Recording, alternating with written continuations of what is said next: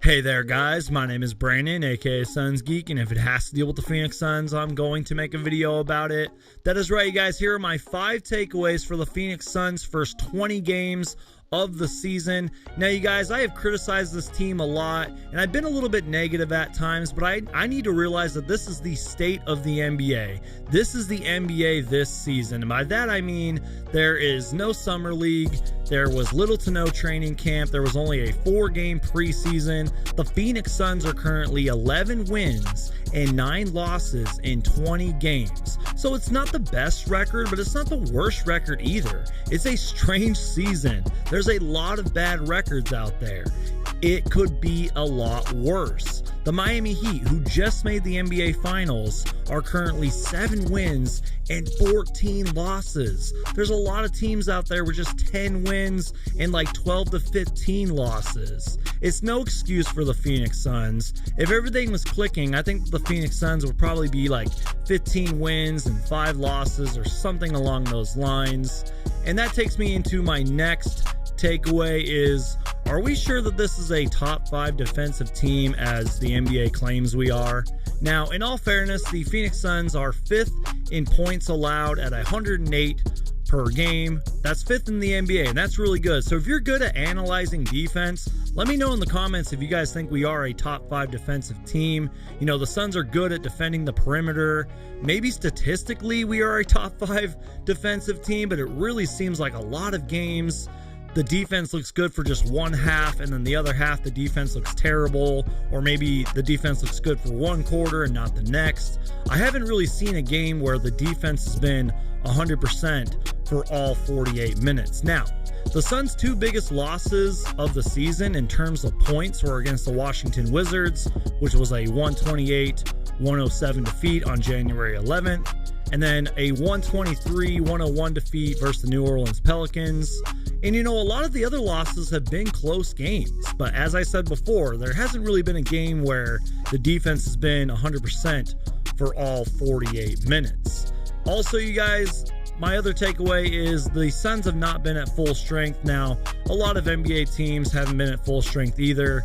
Monty Williams said that Cam Payne and Dario Saric are still improving and they are progressing back in Phoenix.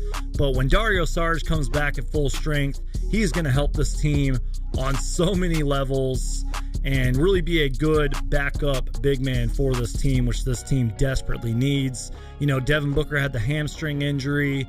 No excuses, but I feel like it does have to be a takeaway. I will say that players like Abdel Nader and Frank Kaminsky have been really good for us at times. You know, we've seen games where Langston Galloway has been on fire, and this team does have depth, but there's just some games where the bench is a little inconsistent. My second to last takeaway is that the Phoenix Suns are inconsistent in so many areas, and they have to find the balance within the offense, especially with a Chris Paul-led team. As of late, the Phoenix Suns have been an inconsistent three-point shooting team.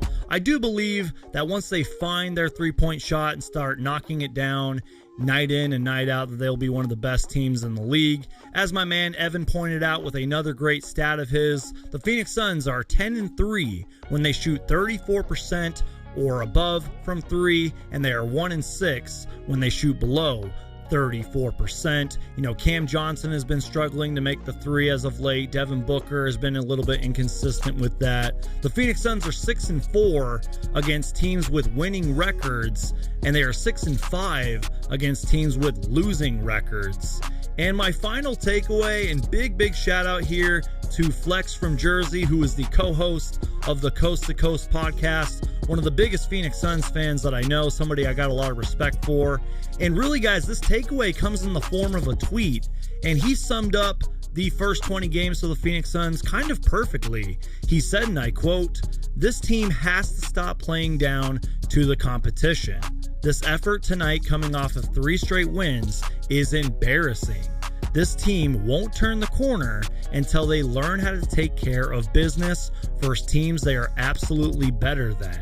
The Suns' biggest challenge is themselves." Close quote. You guys, in my opinion, that whole tweet sums up this entire video. Hopefully when things start to click and the Phoenix Suns are at full strength and we start making our threes consistently and play solid defense all game long, the Phoenix Suns will be one of the best teams in the league.